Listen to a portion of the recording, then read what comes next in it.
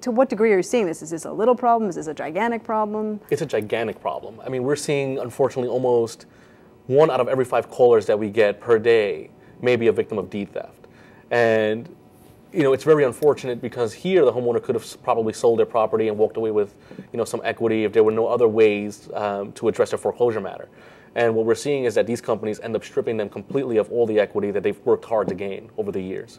So these scams and these abusive practices that you're describing are really rampant in communities of color in New York, particularly Southeast Queens, Jamaica area, Central Brooklyn. What neighborhoods in Central Brooklyn are most affected? I mean, there's a lot of, like for example, there's East New York, there's Bedford-Stuyvesant, Brownsville, Bushwick, Canarsie, and you know there are other neighborhoods throughout Brooklyn that are also affected, but it's predominantly the neighborhoods where you know there tends to be more minority.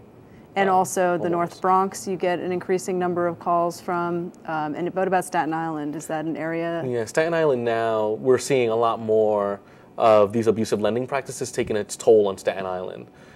Staten Island and the Bronx are huge breeding grounds for abusive lending. We hear a lot about how the subprime lending industry has been harmed, is in crisis because of all these foreclosures, and a lot of loans are going bad, and it's hurting Wall Street as a result, and entities that have invested in these loans. Let's flip things for a moment, and be very interesting to hear from you how you think these practices affect communities, not just the borrowers, but also the neighborhoods that we're talking about. Sure, it's really sickening to hear over and over and over how Wall Street and mortgage lenders are suffering as a result of all these mortgages getting into default or foreclosure. When the reality of it is, at least with the advocates on the front line, is that we're seeing a lot of these same mortgage lenders that complain over and over and over again that foreclosures are on the rise as a result of borrowers and whatnot. We're seeing that in all of the cases, at least that we see, homeowners are getting into situations because of these mortgage lenders, because of mortgage brokers, and they're steered towards these mortgages that are clearly unaffordable.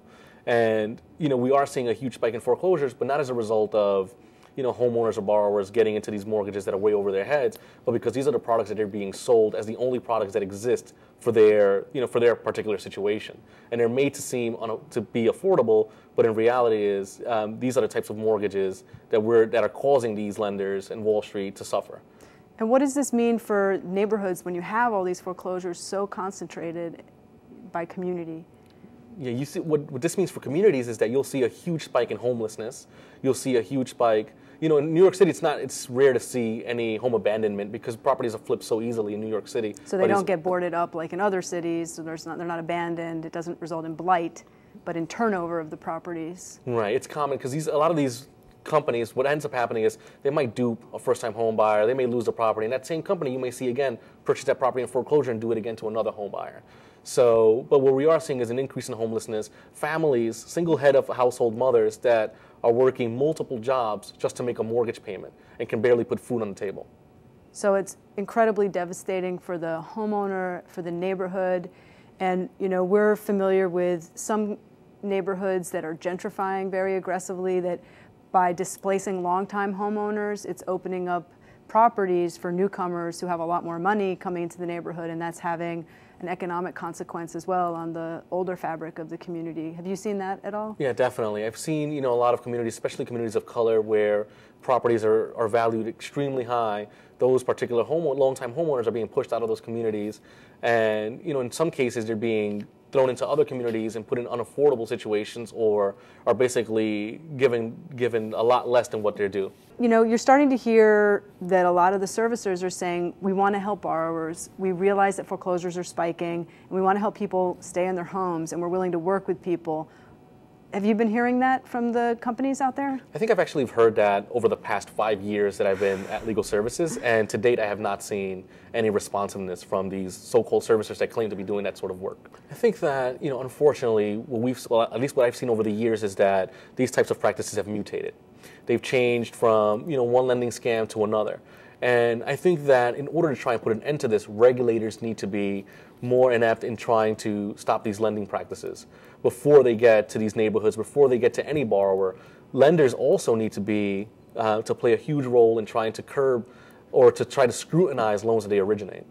So there needs to be some requirement, it sounds like, or kind of law that mandates that lenders are actually responsible for the loans that they make. Is that what you're suggesting? Definitely. And that the regulators need to wake up and actually enforce the laws that they're charged with enforcing? Exactly. They definitely need to wake up. And what about the role of community groups in fighting for economic justice around these issues? I think community groups are very key because they're on the front lines. They're in these neighborhoods, and they service a lot of the homeowners that we are here to protect and to not allow them to fall into these traps. So I think that it's very important that community groups as well try and, wake up these regulators, go after or try and get homeowners resources where they're not steered into these abusive lending mortgages, but that they're steered towards good products. If somebody watching this show thinks that they've been harmed by the kinds of practices that you've described, what should they do? They should contact our office. We have a hotline set up at South Brooklyn Legal Services. We, again, thoroughly assess every case to see if there's any lending abuses. And we only help homeowners that are victims of abusive lending and that we can try and keep in their home. So if somebody, for example, is having trouble with their mortgage because they lost their job, which is a horrible thing, but the loan they got them is fine. There's no problem with the loan they received. They should not seek assistance from your office. Is that what you're saying? Right. I mean, if someone's struggling because of unforeseeable hardship, such as a death in the family, loss of employment, I mean, those are typically the cases that we don't take. We typically only can take cases where a homeowner or home buyer may have been duped into an unaffordable or unscrupulous lending product. And you're encouraging people to call who think they've been aggrieved. What exactly will you be able to do for them? Will you be able to help everyone that calls? No, unfortunately, we can't help everyone that calls. But you will screen every call that comes in and get back to people. Right. We will definitely screen everyone that calls us, assess whether or not they have a legal case and whether or not our office has the ability to try and keep them in their homes. Herman, if you can just tell our viewers, if there's, in a nutshell, what's the best thing people can do to guard themselves against these kinds of abusive lending practices? Sure. One main thing that people should remember is if it sounds too good to be true, it normally is. And you always want to get independent advice. Whether it's from a community group, from your own attorney that you hire that's not provided to you, it's always important to get someone to at the very least review anything that you're considering signing before you sign. Okay, well, thank you. I feel that we've been extremely lucky to have you on our show. You're an asset to the entire city of New York and have helped so many homeowners and prospective home buyers that have been facing some of the worst, most abusive lending practices. So thank you so much, Herman. Thank you. And we look forward to seeing you next time on the Money with NEDAP. Thank you very much. The only advice maybe that I can give somebody who's in this situation is don't give up. Try to find somebody who will listen. I tell Herman, God, they have to find you, and people like you, and I guess some people have, because that lady out of Long Island also had an attorney on her side. But,